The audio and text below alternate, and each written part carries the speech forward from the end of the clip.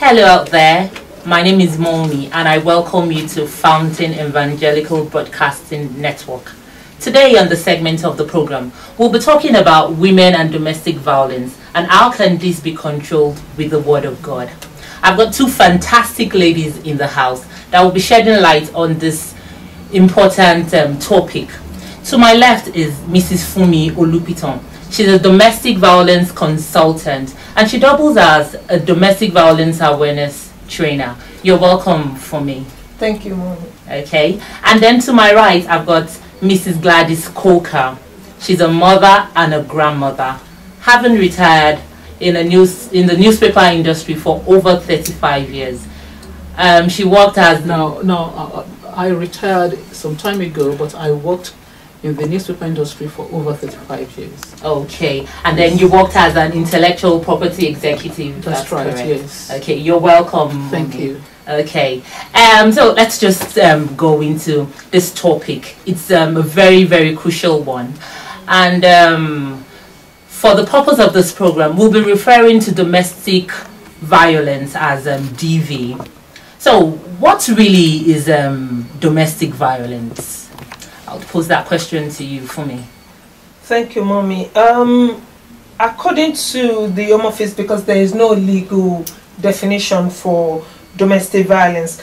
However, domestic violence, as described by the Home Office, is any incident of or threatening behavior, violence or abuse between adults who are or have been in intimate relationship, also between family members, and this pattern will form it will be a pattern of coercion or controlling behavior, and this is regardless of their age, regardless of gender or sexuality. So domestic violence really can happen between husband and wife, ex-spouses, siblings, in-laws, and also it could be between like relations, okay, so to speak. So domestic violence is not my neighbor slapped me or my landlord kicked me. It is not domestic violence. So there must be a relationship there. Oh, that's interesting. That's really interesting, because in my own understanding, I would have believed it was between a husband and a wife, you know, and not the extended family. Oh, really? Exactly. It goes beyond the immediate. Okay. So what does the Bible say about domestic violence? Interestingly, domestic violence is not part of God's plan for families and relationship. And we need to establish that to start with. His plan for us, according to Jeremiah 29:11, is of peace and of prosperity, but not of evil. But domestic violence, I think, comes into relationships due to sin that has taken over the world entirely now. And there are so many causes, because it's not just restricted to just people in the Christendom, it's everywhere. And I think part of the problems we have and the causes of this domestic violence, it's sometimes when man and woman are not perfectly related to one another and to God. You see, because it's one thing for us to be related to one another, but if you do not put God into it, then it doesn't work. So is that to say that God outside of a relationship, definitely there will be domestic violence? Not necessarily domestic violence. You see, human beings are created with varieties of needs. Okay. And it could be emotional, it could be psychological, it could be physical, and it could be spiritual. And if those needs are not met, then there is a problem. And that problem could escalate into domestic violence. And even in the Bible, there are so many incidents where we have domestic violence. For instance, Hagar, the maidservant of Sarah, when she was made to have a child for Abraham and then was kicked out, in a way, that's an abuse. And even Rahab, The great-grandmother of Jesus must have suffered a kind of abuse, emotional abuse, because she had so many husbands, and for her to be in that position, it's one kind of violence as well. But what I'm trying to say is, despite the fact that we have deviated from God's plan, there's still room for redress. Okay, thank you very much, Gladys. I was going to ask that, is it only women that experience this abuse? Because, you know, the emphasis has been on women. Do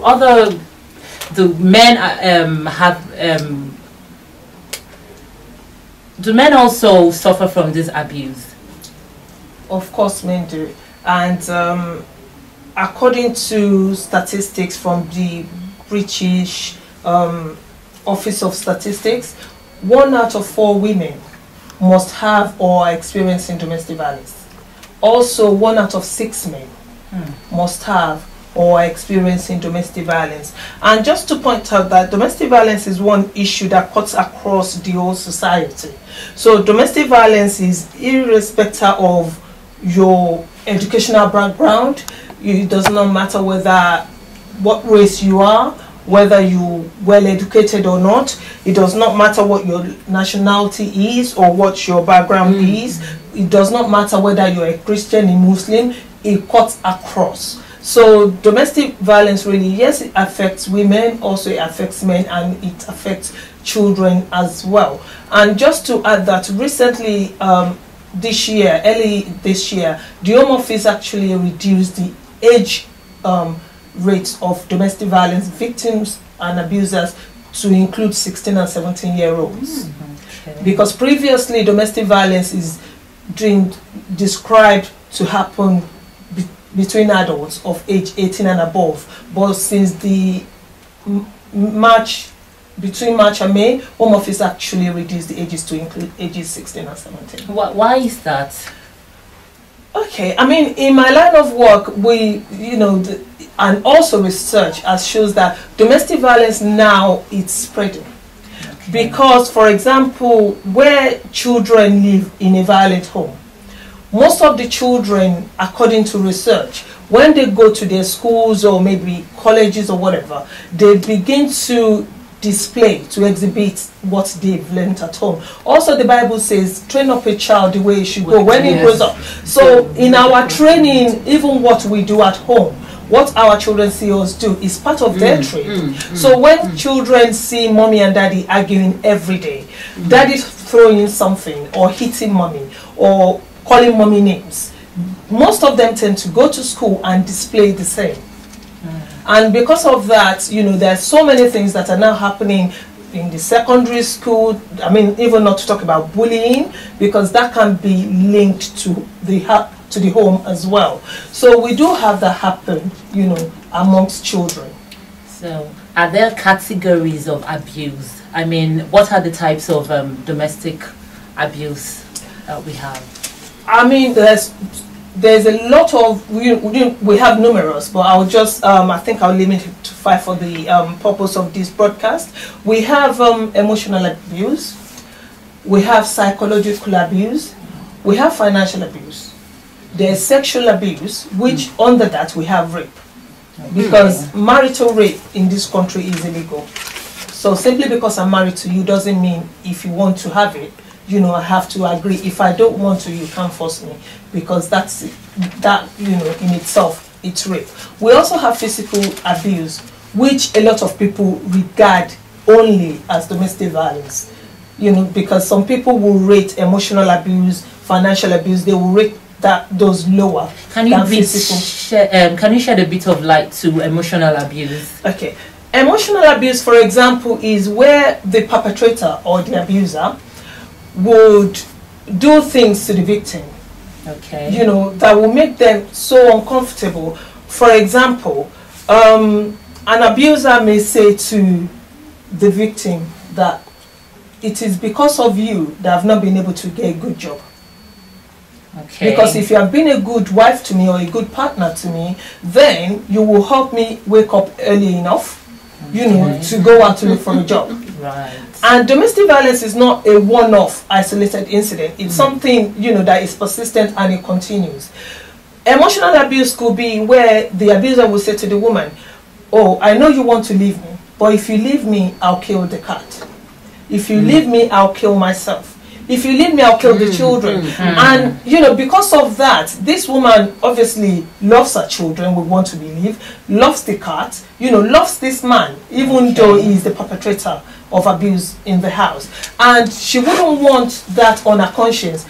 Then she'll go, I'll just take it. And she begins to get depressed. And also, if I can just add isolation as well, is another pattern of domestic violence. And isolation could be where the abuser will say to the woman, I don't really like you going to church, because why do you have to pray so much? And then why do you have to have your church people come to the house? Whatever happens in this house stays here. You don't take it out. Isolation could be where the abuser will say to the woman, I don't even want you to have a mobile phone of yourself, one for yourself. Whatever, I'm your friend. You don't need another friend. You don't need to go to that prayer meeting.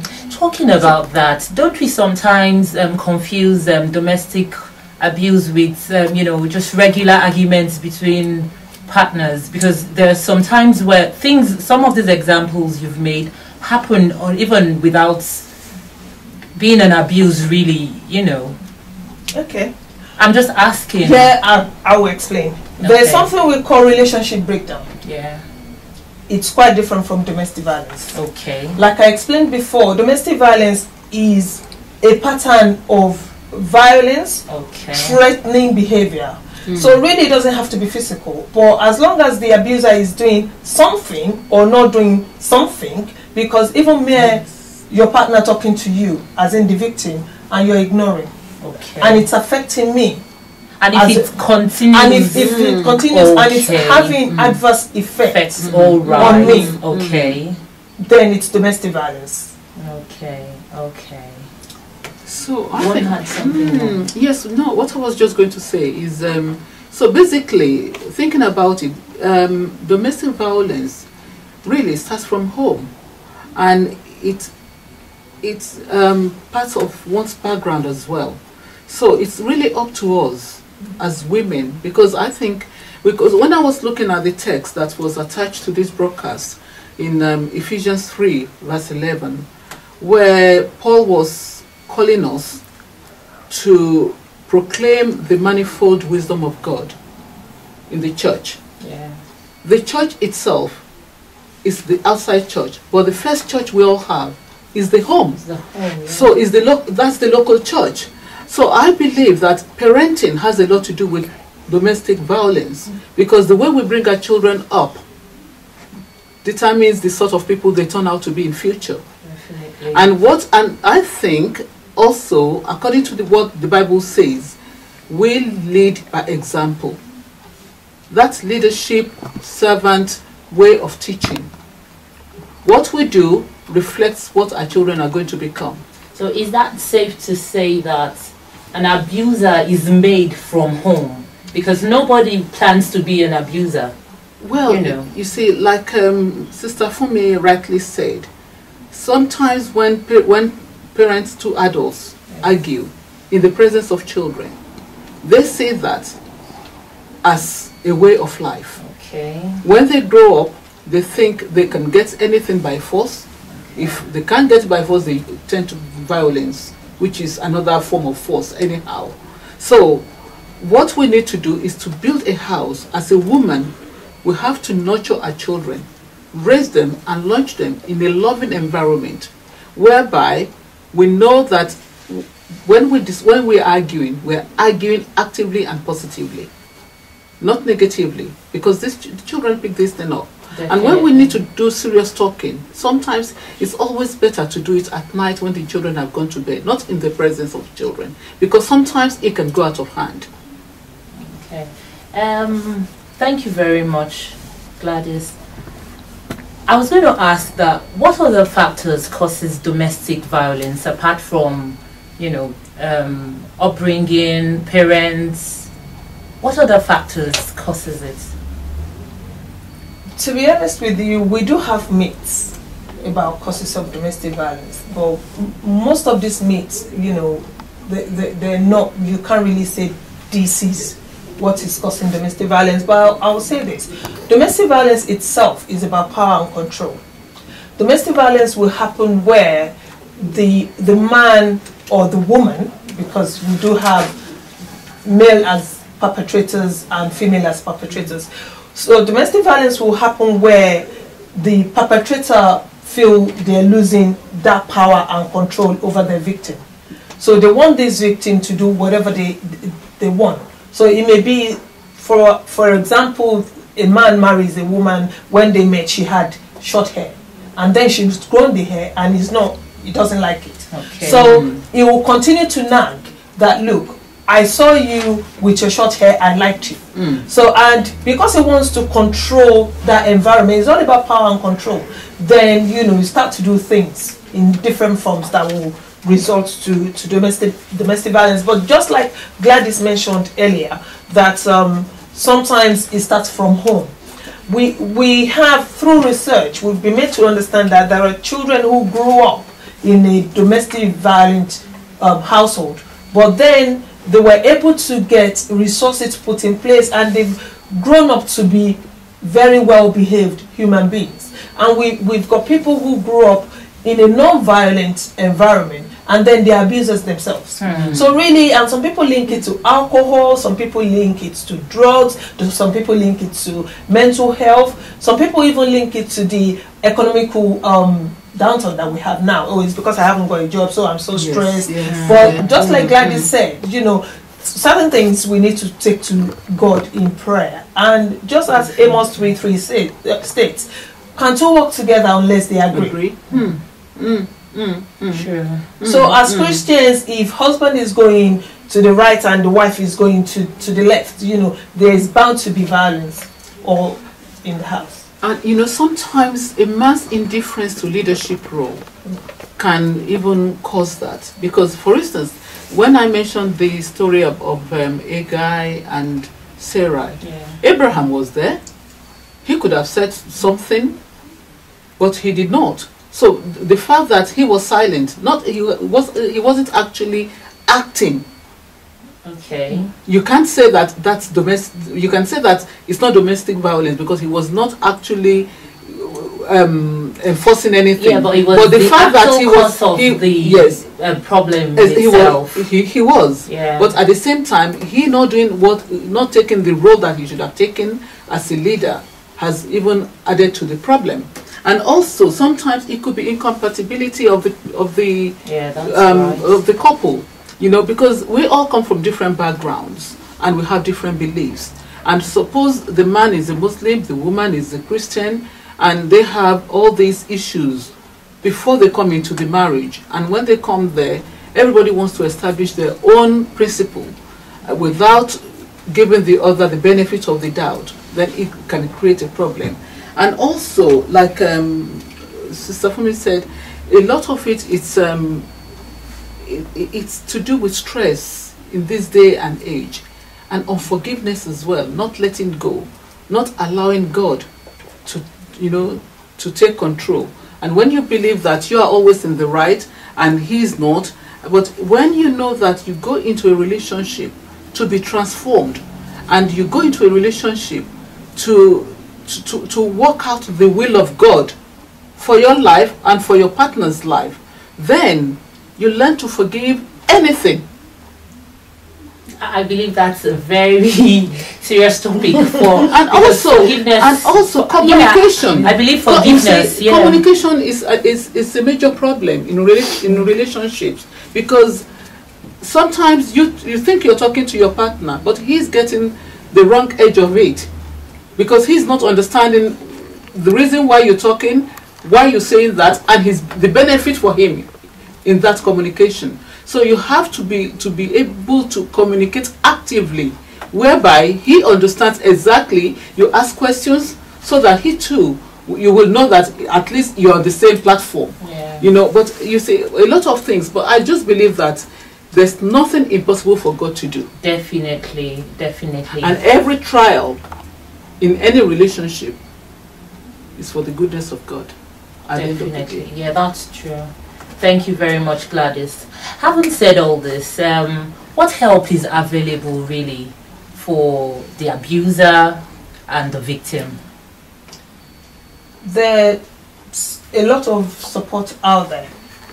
But the thing is, before a victim or the abuser can seek help, they need to identify that, you know, there is domestic violence in existence. Problem. Mm. And the thing is, how can they identify this is from the effects of domestic violence, because we do have agencies that support men.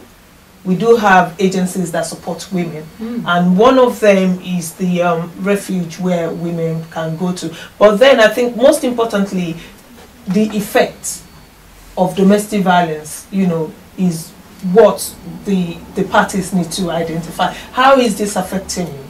You know, and with the effects, you know, there is a very long list, because it affects people in different ways. Okay. With domestic violence, I would say no two cases are the same. No two cases are the same. Every case of domestic violence is unique in its own way, because the way it will affect A is not the same way it will affect B, even though we're still saying it's domestic violence. So for the women, we have organizations like the Women's Aid. You know, we have domestic violence helpline where, you know, women can phone and then they will direct them to the nearest agencies where they can get support. There is also a lot of agencies for men. But as Christians, we do not encourage divorce. So I'm, you know, trying to see what help will they be rendered really. You know, will they be advised to just leave?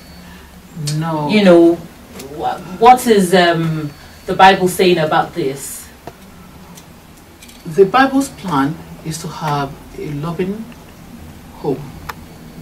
And for us to have that, we must first of all know that we're both different, man and woman. Although we're both created in the image of God, but we have different roles to play. And when we have problems like that, we have counseling. We have people in church that you can approach, people who can advise you, people who can talk to both of you. And you see, this is why it is very essential that before we even go into relationship, we need to pray seriously about it. Because especially marriage is not something that you just walk in and walk out. It's a serious decision. And in every serious decision, you need serious prayer. And you have to take counseling together for both of you to know that you are entering this journey on the same page. But one should not be ashamed, because a lot of people are ashamed to say this out, that I'm suffering with domestic violence. You shouldn't be embarrassed at all, because it's a way of life, and we must come to admit that. When we do, then we can easily approach people who can advise us.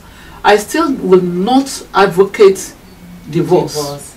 Because, as I said, marriage is a place of worship. It's a place where you go to learn the fruit of the Spirit, to learn to love unconditionally. If you call yourself a Christian, you do as God did. He gave His only begotten Son. Undemanding love, unconditional love. Even when the husband misbehaves or the wife misbehaves, you pray together. When you pray together, you stay together. And a woman must develop a way of talking softly and in love, or even reproaching in love. If you do that, the man too, well, men are not crazy, for goodness sake. They can think, they can reason.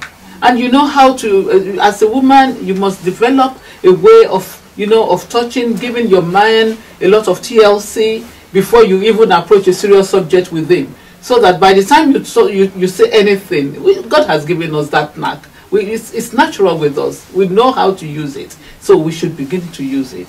Thank you very much. Thank you very much. You spoke about aids that are available for victims. Gladys also talked about counseling in church, but statistics has it that people don't seek support. Why? Why don't they seek support? Yes, some people don't seek support. Yeah, a lot of people. Because even statistics has it that a woman or a victim, let's say a woman in this case, will have experienced domestic violence more than 35 times. Gosh. Before they will go out forward. And just to pick up on what Gladys said before, I'm a Christian as well. But also in my line of work, you know, I've seen people where they will say, oh, I can't leave or I can't seek support because of my religious beliefs. Okay. And even in the Bible, 1 John chapter 4 verse 18 states that love has no fear. I believe people go into relationship because they claim to love that person. But if you're not displaying threatening behavior, instilling fear into this person, where is the love? That is questionable. But from my own perspective as a domestic violence practitioner, I would say regardless of your religious beliefs, because even the Bible says that in your getting, get wisdom, get knowledge. You know, it's just like somebody going through, you know, maybe suffering from cancer, and you say, I believe the Lord will heal me, and you're not taking your medication.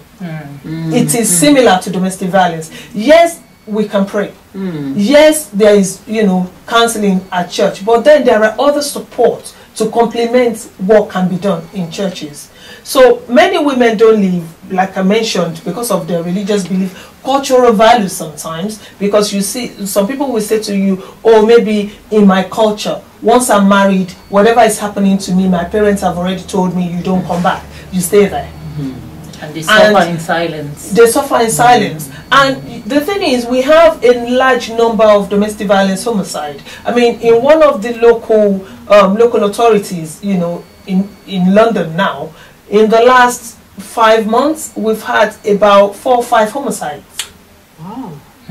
So you can see it's on the increase. So my advice to whoever is out there watching this broadcast is seek support. We're not advocating divorce, but I mean, there are ways where you can seek support yourself. If you need to step aside, you know, to think about things, because some people don't believe it's domestic violence. They'll just say maybe it's, you know, the self-blame. Maybe spiritual. Maybe it's spiritual. It's maybe one grandmother or grandfather in the village that is doing something. No, that's the African. Well, that's the African way. But we need to step back. How did I get here? Is this really domestic violence? But you'll find some victims will say, oh, maybe if I change my mode of dressing, maybe if I get that food ready on time, then we won't have this argument. Maybe if I just stay home, I don't work.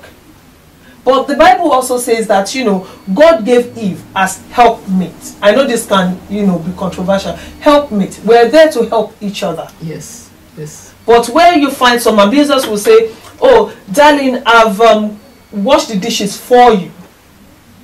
I've tidied up the room for you. I've, you know, dressed up the children for you. So where is the self? Exactly. So like you said, some people don't even know how to seek support. They don't know where to go.